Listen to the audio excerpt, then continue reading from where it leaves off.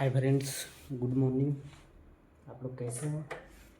उम्मीद करते होंगे ठीक होंगे। आज संडे है, कल ही लिख के रखे थे। थोड़ा हम लोग हॉस्पिटल चल गए थे बाहर। आइए हम लोग बात करते हैं आज।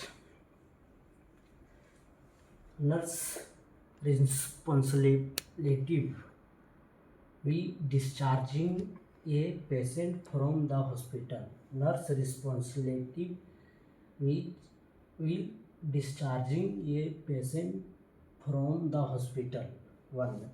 No patient should be discharged without the doctor written order. The rights on the patient's chart when the patient is to be discharged.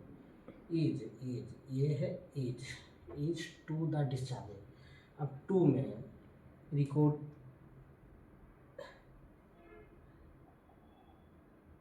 getting future care treatment follow you etc sold carefully and to the patient and to these family members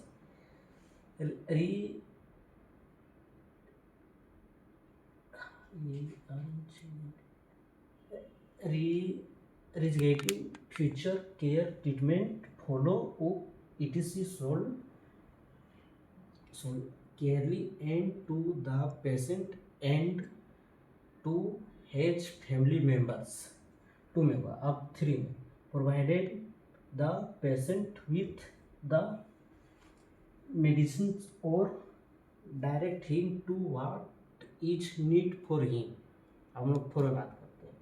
Patient personal such as clothing and other bubbles which were to the hospital personnel at the time of admission should be checked and to him। checked मतलब check out होता है, checked मतलब check out.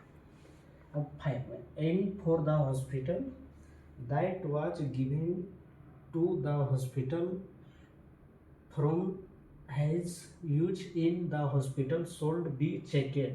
देखिए checked यहाँ भी है दोनों। and received back before the leaves। ये 5 में हो गया। अब हम लोग 6 में बात करते हैं। 6 में before the patient leaves the hospital the nurse should confirm whether he has paid all the hospital bills। ये है हॉस्पिटल बिल्स। अब हम लोग इसका हिंदी में बात करते हैं। भाई इतना मतलब लिखना पड़ेगा आपको, मतलब इसमें टूवेल लिखना पड़ेगा आएगा। तो nurse responsibility will discharging patient from the hospital। ये किसी भी मरीज को डॉक्टर को लिखित आदेश के बिना छुट्टी नहीं देनी चाहिए। इसमें बताया गया है 1 में किसी भी मरीज को डॉक्टर लिखित आदेश के बिना छुट्टी नहीं दी जानी चाहिए। छुट्टी जब तक नहीं देगा तब तक आप हॉस्पिटल से पेशेंट घर नहीं आ सकता। ये जिससे वे मरीज को चार्ट पर लिखता है कि मरीज को कब छुट्टी दी जानी चाहिए। जैसे वो चार्ट लिखते हैं, डॉक्टर लोग चार्ट लिखते हैं कब देनी चाहिए छुट्टी। अब 2 में वो इसकी देखभाल, उपचार और फॉलो आप आदि से जुड़ी सभी जानकारी मरीज और उनके परिवारों के सदस्य को स्पष्ट रूप से और विस्तार से समझाई जानी चाहिए ताकि वो अगला के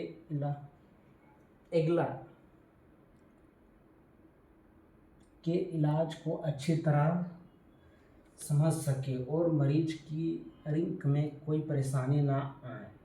अब 3 में हम लोग बात करते हैं। मरीज को दवाई उपलब्ध किया कर जाए उसे उस चीज के लिए निर्धारित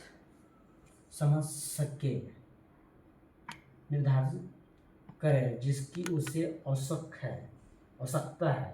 अस्पताल में भर्ती होने के समय मरीज, ये 4 में, एक 4 patient personal such as clothing and other bubbles which A4 में विच अस्पताल में भर्ती होने के समय मरीज को निजी सामान जैसे कपड़ा और अन्य कीमती वस्तु जो अस्पताल के कर्मचारी को दी गई थी।